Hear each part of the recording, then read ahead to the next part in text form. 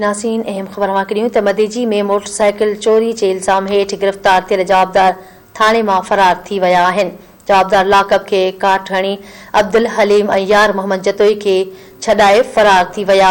वाक़े बाद SSP Shikarpur notice वरितो ग़फ़लत कंदड़ एसएचओ ऐं वॾे मुंशीअ खे मुअतल कयो वियो आहे।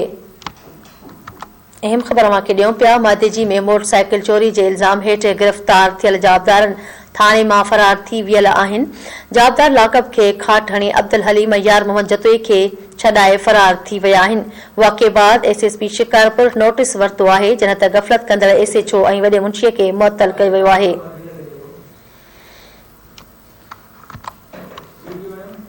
अहम ख़बर मां ॾियूं पिया मदेजी में मोटरसाइकिल चोरी के इल्ज़ाम हेठि गिरफ़्तार थियल जवाबदार थाने मां फरार थी विया आहिनि। जवाबदार लाकब के खाट हणी अब्दुल हलीम ऐं यार मोहम्मद जतोई के छॾाए फरार थी विया आहिनि। वाक़े बाद एसएसपी शिकारपुर नोटिस वरितो आहे ग़फ़लत कंदड़ एसएचओ ऐं वॾे मुंशीअ खे मुअतल कयो वियो आहे।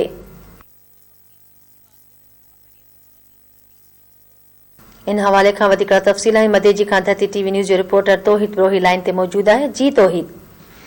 जी बिल्कुल मदेजी भरिसां जाइजा थानो आहे जंहिंजे लाकब जी दीवार की जेके जवाबदारनि खाट हणी करे जेके उते मौजूद जेके ॿ जवाबदार गिरफ़्तार थिया उहे जेके फरार थी विया आहिनि। पुलिस में जेको आहे ख़तरो पइजी वियो आहे।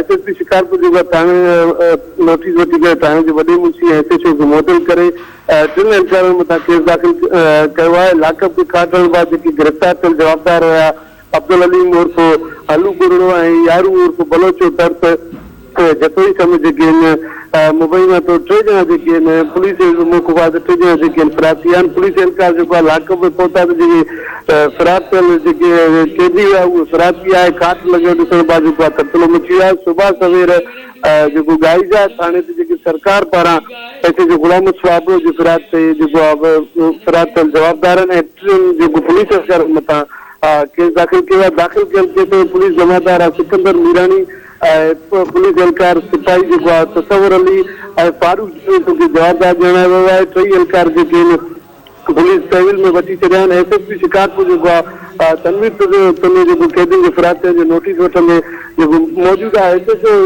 गुलाम स्वाबो ऐं वॾो मुंशी आसिफ खे जेके मुअतल करे छॾियो।